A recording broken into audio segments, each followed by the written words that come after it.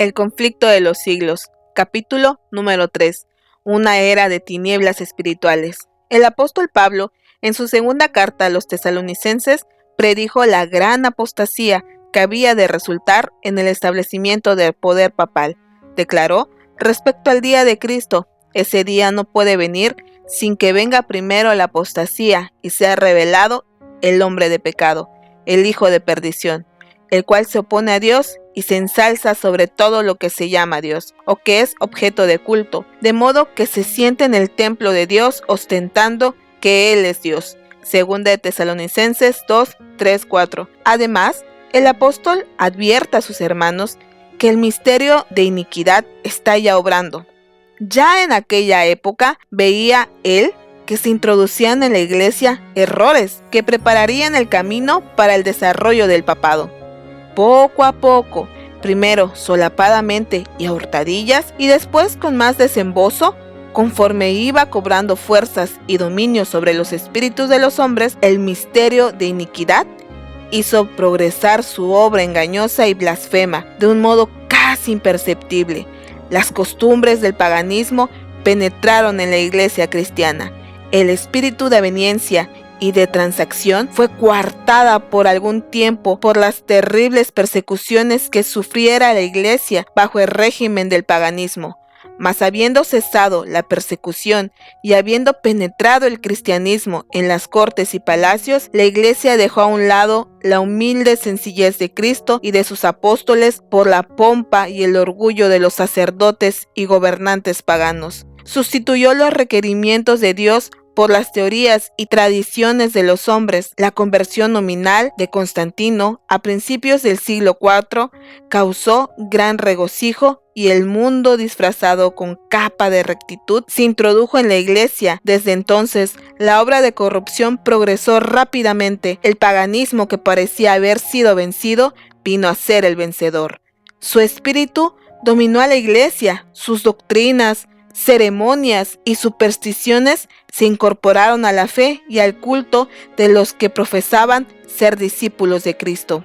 Esta aveniencia entre el paganismo y el cristianismo dio por resultado el desarrollo del hombre de pecado, predicho en la profecía como poniéndose a Dios y ensalzándose a sí mismo sobre Dios. Ese gigantesco sistema de falsa religión es obra maestra del poder de Satanás, un monumento de sus esfuerzos para sentarse en el trono y reinar sobre la tierra según su voluntad. Satanás se había esforzado una vez por hacer transgredir a Cristo. Vino a donde estaba el Hijo de Dios en el desierto para tentarlo y mostrándole todos los reinos del mundo y su gloria, ofreció entregárselo todo con tal de que reconociera la supremacía del príncipe de las tinieblas. Cristo reprendió al presuntuoso tentador y le obligó a marcharse, pero al presentar las mismas tentaciones a los hombres, Satanás obtuvo más éxito. Al fin de asegurarse honores y ganancias mundanales, la iglesia fue inducida a buscar el favor y el apoyo de los grandes de la tierra, y habiendo rechazado de esa manera a Cristo, tuvo que someterse al representante de Satanás, el obispo de Roma. Una de las principales doctrinas del romanismo enseña que el Papa es cabeza visible de la Iglesia Universal de Cristo y que fue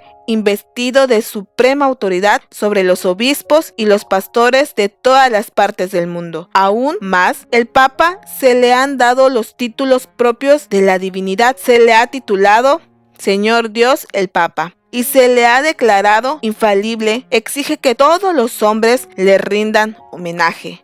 La misma pretensión que sostuvo Satanás cuando tentó a Cristo en el desierto, la sostiene aún por medio de la Iglesia de Roma, y muchos son los que están dispuestos a rendirle homenaje. Sin embargo, los que temen y reverencian a Dios resisten esa pretensión, que es un desafío al cielo, como resistió Cristo las tentaciones del astuto enemigo. Al Señor tu Dios adorarás, a Él solo servirás. Lucas 4:8. Dios no ha hecho alusión alguna en su palabra a que Él haya elegido a un hombre para que sea la cabeza de la iglesia. La doctrina de la supremacía papal se opone abiertamente a las enseñanzas de las Santas Escrituras. Solo por usurpación, puede el Papa ejercer autoridad sobre la Iglesia de Cristo. Los romanitas se han empeñado en acusar a los protestantes de herejía y de haberse separado caprichosamente de la verdadera Iglesia. Pero estos cargos recaen más bien sobre ellos mismos. Ellos son los que arriaron la bandera de Cristo y se apartaron de la fe que ha sido una vez dada a los santos. Judas 3. Bien sabía Satanás que las Sagradas Escrituras capacitarían a los hombres para discernir los engaños de él y para oponerse a su poder. Por medio de la palabra, fue como el mismo Salvador del mundo resistió los ataques del tentador. A cada asalto suyo, Cristo presentaba el escudo de la verdad eterna diciendo, escrito está. A cada sugestión del adversario oponía a él la sabiduría y el poder de la palabra para mantener su poder sobre los hombres y establecer la autoridad del usurpador papal. Satanás necesita que ellos ignoren las santas escrituras. La Biblia ensalza a Dios y coloca a los hombres seres finitos en su verdadero sitio. Por consiguiente, hay que esconder y suprimir sus verdades sagradas. Esta fue la lógica que adoptó la Iglesia romana. Por centenares de años fue prohibida la circulación de la Biblia. No se permitía a la gente que la leyese ni que la tuviese en su casa, y sacerdotes y prelados sin principios interpretaban las enseñanzas de ella para sostener sus pretensiones. Y así fue como el Papa vino a ser reconocido casi universalmente como vicegerente de Dios en la tierra, dotado de autoridad sobre la Iglesia y el Estado. Una vez suprimido lo que descubriría el error, Satanás hizo lo que quiso. La profecía había declarado que el papado pensaría mudar los tiempos y la ley. Daniel 7:25. No tardó en iniciar esta obra, para dar a los convertidos del paganismo algo que equivaliera al culto de los ídolos y para animarlos a que aceptaran nominalmente el cristianismo. Se introdujo gradualmente en el culto cristiano la adoración de imágenes y de reliquias. Este sistema de idolatría fue finalmente sancionado por decreto en un concilio general. Para remate de su obra sacrílega, Roma se atrevió a borrar de la ley de Dios el segundo mandamiento, que prohíbe la adoración de las imágenes, y a dividir en dos el último mandamiento, para conservar el número de estos. El espíritu de concesión al paganismo fomentó aún más el desprecio de la autoridad del cielo. Obrando por medio de directores inconversos de la Iglesia, Satanás atentó también contra el cuarto mandamiento y trató de echar a un lado el antiguo sábado, el día que Dios había bendecido y santificado. Génesis 2:2-3, para colocar en su lugar el día festivo observado por los paganos como el venerable Día del Sol. Este intento no se hizo al principio abiertamente. En los primeros siglos, el verdadero día de reposo, el sábado, había sido guardado por todos los cristianos, los cuales, siendo celosos de la honra de Dios y creyendo que su ley es inmutable, respetaban escrupulosamente la santidad de sus preceptos. Pero Satanás procedió con gran sutileza por medio de sus agentes para llegar al fin que se propusiera. Para llamar la atención de las gentes hacia el domingo, fue declarado el día de fiesta en honor de la resurrección de Cristo. Se celebraban servicios religiosos en ese día. No obstante, se lo consideraba como un día de recreo y seguía guardándose piadosamente el sábado. Con el fin de preparar el terreno para la realización de sus fines, Satanás indujo a los judíos antes del advenimiento de Cristo a que recargasen el sábado con las más rigurosas exacciones, de modo que su observancia fuese una pesada carga. Aprovechándose luego de la falsa luz bajo la cual lo había hecho, hízolo despreciar como institución judaica, mientras que los cristianos seguían observando generalmente el domingo como día de fiesta alegre. El diablo los indujo a hacer del sábado un día de ayuno, de tristeza y de abatimiento, para hacer patente su odio al judaísmo. Al principio del siglo IV, el emperador Constantino expidió un decreto que hacía del domingo un día de fiestas públicas en todo el Imperio Romano. El Día del Sol fue reverenciado por sus súbditos paganos y honrado por los cristianos, pues era política del emperador conciliar los intereses del paganismo y del cristianismo que se hallaban en pugna. Los obispos de la Iglesia, inspirados por su ambición y su sed de dominio, le hicieron obrar así, pues comprendieron que si el mismo día era observado por cristianos y paganos, estos llegarían a aceptar nominalmente el cristianismo, y ello redundaría en beneficio del poder y de la gloria de la Iglesia. Pero a pesar de que muchos cristianos piadosos fueron poco a poco inducidos a reconocer cierto carácter desagrado al domingo, no dejaron de considerar el verdadero sábado como el día santo del Señor, ni de observarlo en cumplimiento del cuarto mandamiento. Pero no paró aquí la obra del jefe engañador. Había resuelto reunir al mundo cristiano bajo su bandera y ejercer su poder por medio de su vicario. El orgulloso pontífice, que aseveraba ser el representante de Cristo, realizó su propósito valiéndose de paganos semiconvertidos, de prelados ambiciosos y de eclesiásticos amigos del mundo. Convocábase de vez en cuando grandes concilios en que se reunían los dignatarios de la Iglesia de todas partes del mundo. Casi en cada concilio, el día de reposo que Dios había instituido era deprimido un poco más, en tanto que el domingo era exaltado en igual proporción. Así fue como la fiesta pagana llegó a ser honrada como institución divina, mientras que el sábado de la Biblia era declarado reliquia del judaísmo y se pronunciaba una maldición sobre sus observadores. El gran apóstata había logrado ensalzarse a sí mismo sobre todo lo que se llama Dios o que es objeto de culto. Segunda de Tesalonicenses 2:4.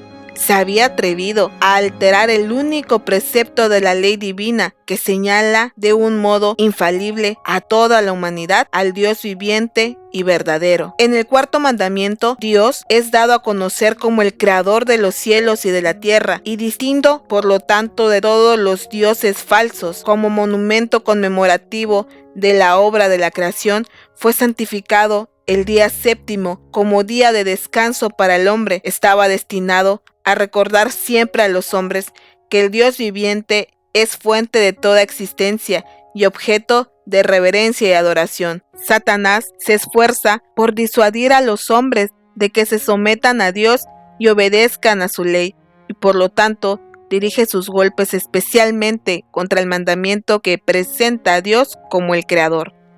Los protestantes alegan ahora que la resurrección de Cristo en el domingo convirtió a dicho día en el día del Señor, pero las Santas Escrituras en nada afirman este modo de ver.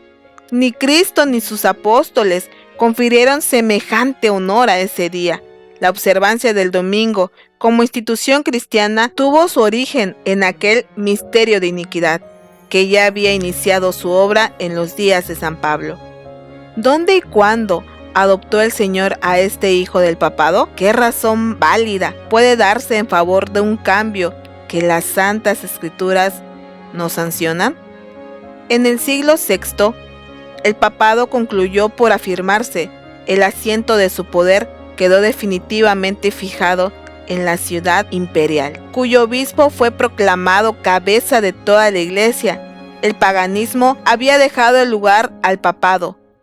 El dragón dio a la bestia su poder y su trono y grande autoridad. Apocalipsis 13:2. Entonces empezaron a correr los 1260 años de la opresión papal predicha en la profecía de Daniel y en el Apocalipsis. Daniel 7:25, Apocalipsis 13:5, 7.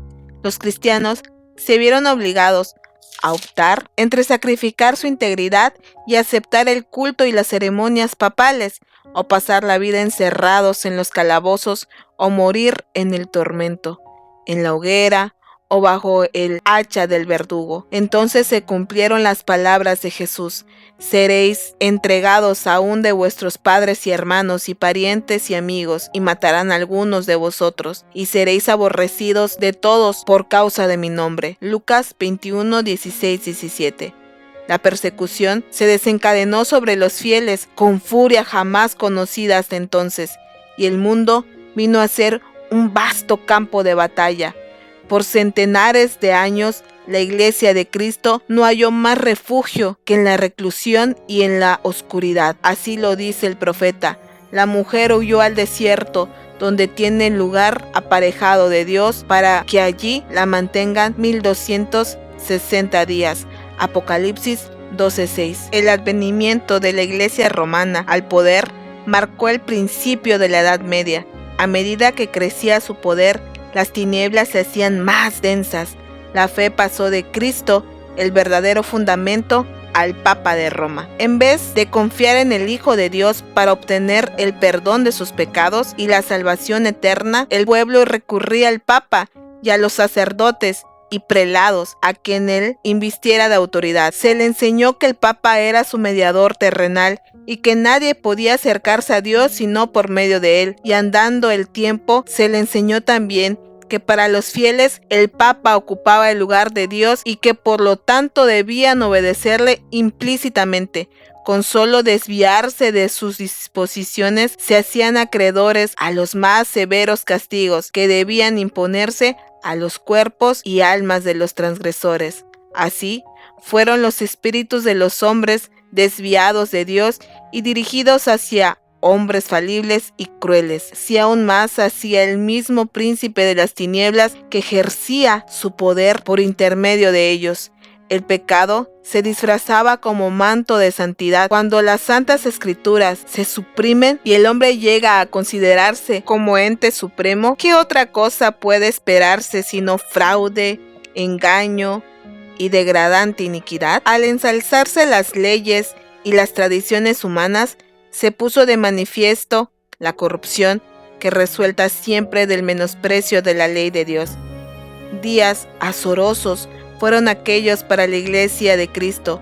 Pocos, en verdad, eran los sostenedores de la fe.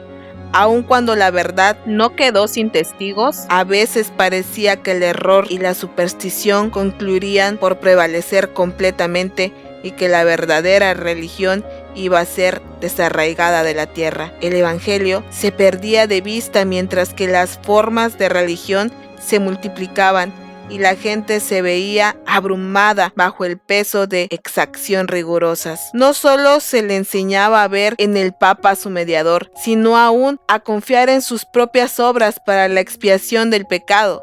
Largas peregrinaciones, obras de penitencia, la adoración de reliquias, la construcción de templos, relicarios y altares, la donación de grandes sumas a la Iglesia.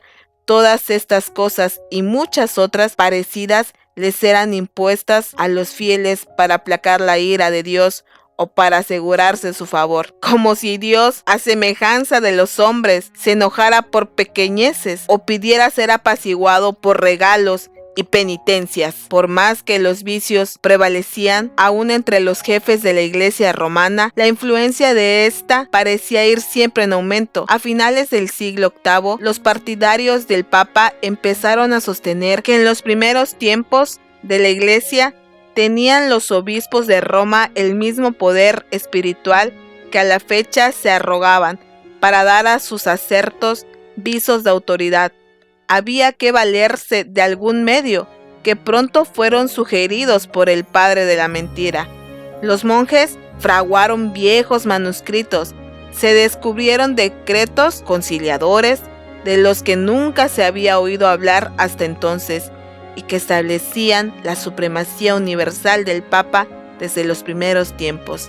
La Iglesia, que había rechazado la verdad, aceptó con avidez estas imposturas. Los pocos fieles que edificaban sobre el cimiento verdadero, 1 Corintios 3, 10, 11, estaban perplejos y trabados, pues los escombros de las falsas doctrinas entorpecían el trabajo. Como los constructores de los muros de Jerusalén en el tiempo de Nehemías, algunos estaban por exclamar: las fuerzas de los acarreadores se han enflaquecido y el escombro es mucho y no podemos edificar el muro. Nehemías 4:10. Debilitados por el constante esfuerzo que hacían contra la persecución, el engaño, la iniquidad y todos los demás obstáculos que Satanás inventara para detener su avance, algunos de los que habían sido fieles edificadores llegaron a desanimarse. Por amor a la paz y a la seguridad de sus propiedades y de sus vidas, se apartaron del fundamento de verdad. Otros, sin dejarse desalentar por la oposición de sus enemigos, declararon sin temor: no temáis delante de ellos, acordaos del Señor grande y terrible. Y cada uno de los que trabajaban tenían la espalda ceñida. Efesios 6:17. En todo tiempo, el mismo espíritu de odio y de oposición a la verdad inspiró a los enemigos de Dios, y los siervos de Él necesitaron la misma vigilancia y fidelidad. Las palabras de Cristo a sus primeros discípulos se aplicarán a cuantos le sigan hasta el fin de los tiempos. Lo que os digo a vosotros, a todos los digo. Velad. Marcos 13:37. Las tinieblas parecían hacerse más densas. La adoración de las imágenes se hizo más general. Se les encendían velas y se les ofrecían oraciones. Llegaron a prevalecer las costumbres más absurdas y supersticiosas. Los espíritus estaban tan completamente dominados por la superstición que la razón misma parecía haber perdido su poder. Mientras que los sacerdotes y los obispos eran amantes de los placeres sensuales y corrompidos, solo podía esperarse del pueblo que acudía a ellos en busca de dirección que siguiera sumido en la ignorancia y en los vicios. Las pretensiones papales dieron otro paso más cuando en el siglo XI el Papa Gregorio VII proclamó la perfección de la Iglesia romana. Entre las proposiciones que él expuso había una que declaraba que la Iglesia no había errado nunca, ni podía errar, según las Santas Escrituras, pero las pruebas de las Escrituras faltaban para apoyar el acerto. El altivo pontífice proclamaba además para sí el derecho de poner emperadores, y declaraba que ninguna sentencia pronunciada por él podía ser revocada por hombre alguno, pero que él tenía la prerrogativa de revocar las decisiones de todos los demás. El modo en que trató al emperador alemán Enrique IV nos pinta a lo vivo el carácter tiránico de este abogado de la infalibilidad papal. Por haber intentado desobedecer la autoridad papal, dicho monarca fue excomulgado y destronado, aterrorizado ante la deserción de sus propios príncipes que por orden papal fueron instigados a rebelarse contra él. Enrique no tuvo más remedio que hacer las paces con Roma. Acompañado de su esposa y de un fiel sirviente, cruzó los Alpes en pleno invierno para humillarse ante el Papa. Habiendo llegado al castillo donde Gregorio se había retirado, fue conducido, despojado de sus guardias, a un patio exterior, y allí, en el crudo frío del invierno, con la cabeza descubierta, los pies descalzos y miserablemente vestido, esperó el permiso del Papa para llegar a su presencia. Solo después que hubo pasado así 3 días ayunando y haciendo confesión, condescendió el pontífice en perdonarle, y aún entonces le fue concedida esa gracia por la condición en que el emperador esperaría la venida del Papa antes de reasumir las insignias reales o de ejercer su poder. Gregorio, envanecido con su triunfo, se jactaba de que era su deber abatir la soberbia de los reyes. Cuán notable contraste hay entre el despótico orgullo de tan altivo pontífice y la mansedumbre y humildad de Cristo, quien se presenta a sí mismo como llamando a la puerta del corazón para ser admitido en él y traer perdón, paz, y enseñó a sus discípulos: el que quiera ser el primero entre vosotros será vuestro siervo. Mateo 20:27. Los siglos que se sucedieron presenciaron un constante aumento del error de las doctrinas sostenidas por Roma. Aún antes del establecimiento del papado, las enseñanzas de los filósofos paganos habían recibido atención y ejercido influencia dentro de la Iglesia. Muchos de los que profesaban ser convertidos, se aferraban aún a los dogmas de su filosofía pagana, y no solo seguían estudiándolos ellos mismos, sino que introducían a otros a que los estudiaran también, al fin de extender su influencia entre los paganos. Así, se instrujeron graves errores en la fe cristiana. Uno de los principales fue la creencia en la inmortalidad natural del hombre y en su estado consciente después de la muerte. Esta doctrina fue la base sobre la cual Roma estableció la invocación de los santos y la adoración de la Virgen María. De la misma doctrina se derivó también la herejía del tormento eterno para los que mueren impenitentes, que muy pronto figuró en el credo papal. De este modo, se preparó el camino para la introducción de otra invención del paganismo, a la que Roma llamó purgatorio, y de la que se valió para aterrorizar a las muchedumbres crédulas y supersticiosas.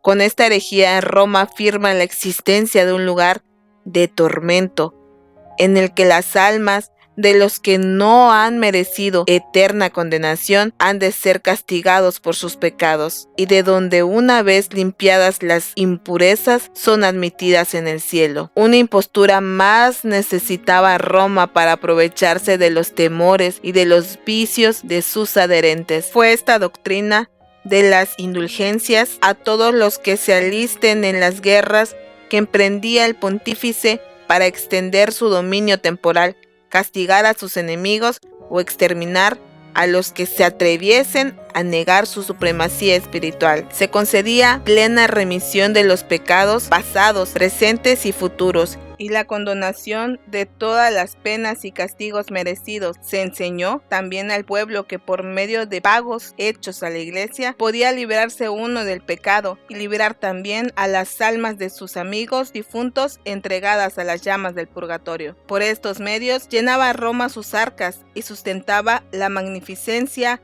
el lujo y los vicios de los que pretendían ser representantes de aquel que no tuvo dónde recostar la cabeza. La institución bíblica de la Cena del Señor fue sustituida por el sacrificio idolátrico de la misa. Los sacerdotes papales aseveraban que con sus palabras podían convertir el pan y el vino en el cuerpo y sangre verdaderos de Cristo. Con blasfema presunción se arrogaban el poder de crear a Dios, creador de todo. Se les obligaba a los cristianos, so pena de muerte, a confesar su fe en esta horrible herejía que afrentaba al cielo. Muchísimos que se negaron a ello fueron entregados a las llamas. En el siglo XIII se estableció la más terrible de las maquinaciones del papado. La Inquisición, el príncipe de las tinieblas, obró de acuerdo con los jefes de la jerarquía papal. En sus concilios secretos, Satanás y sus ángeles gobernaron los espíritus de los hombres perversos, mientras que invisiblemente acampaba entre ellos un ángel de Dios que llevaba apunte de todos sus malvados decretos y escribía la historia de hechos por demás horrorosos para ser presentados a la vista de los hombres. Babilonia, la Grande, fue embriagada de la sangre de los santos. Los cuerpos mutilados de millones de mártires clamaban a Dios venganza contra aquel poder apóstata. El papado había llegado a ejercer su despotismo sobre el mundo. Reyes y emperadores acataban los decretos del pontífice romano. El destino de los hombres en este tiempo y para la eternidad parecían depender de su albedrío. Por centenares de años, las doctrinas de Roma habían sido extensa e implícitamente recibidas, sus ritos cumplidos con reverencia y observadas sus fiestas por la generalidad. Su clero era colmado de honores y sostenido con liberalidad. Nunca desde entonces ha alcanzado Roma tan grande dignidad, magnificencia ni poder. Mas el apogeo del papado fue la medianoche del mundo. Las sagradas escrituras eran casi desconocidas, no solo de la gente, sino de los mismos sacerdotes. A semejanza de los antiguos fariseos, los caudillos papales aborrecían la luz que habría revelado sus pecados. Rechazada la ley de Dios, modelo de justicia, ejercieron poderío sin límites y practicaron desenfrenadamente los vicios. Prevalecieron el fraude, la avaricia y el libertinaje. Los hombres no retrocedieron ante ningún crimen que pudiese darles riqueza o posición. Los palacios de los papas y de los prelados eran teatros de los más viles excesos. Algunos de los pontífices reinantes se hicieron reos de crímenes tan horrorosos que los gobernantes civiles tuvieron que procurar deponer a dichos dignatarios de la Iglesia como monstruos demasiados viles para ser tolerados. Durante siglos, Europa no progresó en la ciencia, ni en las artes, ni en la civilización. La cristiandad quedó moral e intelectualmente paralizada. La condición en que el mundo se encontraba bajo el poder romano resultaba ser el cumplimiento espantoso e impresionante de las palabras del profeta Oseas: mi pueblo está destruido por falta de conocimiento. Por cuanto tú has rechazado con desprecio el conocimiento de Dios, yo también te rechazaré. Puesto que te has olvidado de la ley de tu Dios, me olvidaré yo también de tus hijos. No hay verdad y no hay misericordia y no hay conocimiento de Dios en la tierra. No hay más que perjurio y mala fe y homicidio y hurto y adulterio. Rompen por todo y un charco de sangre toca a otro. Oseas 4, 6, 1, 2. Tales fueron los resultados de haber desterrado la palabra de Dios.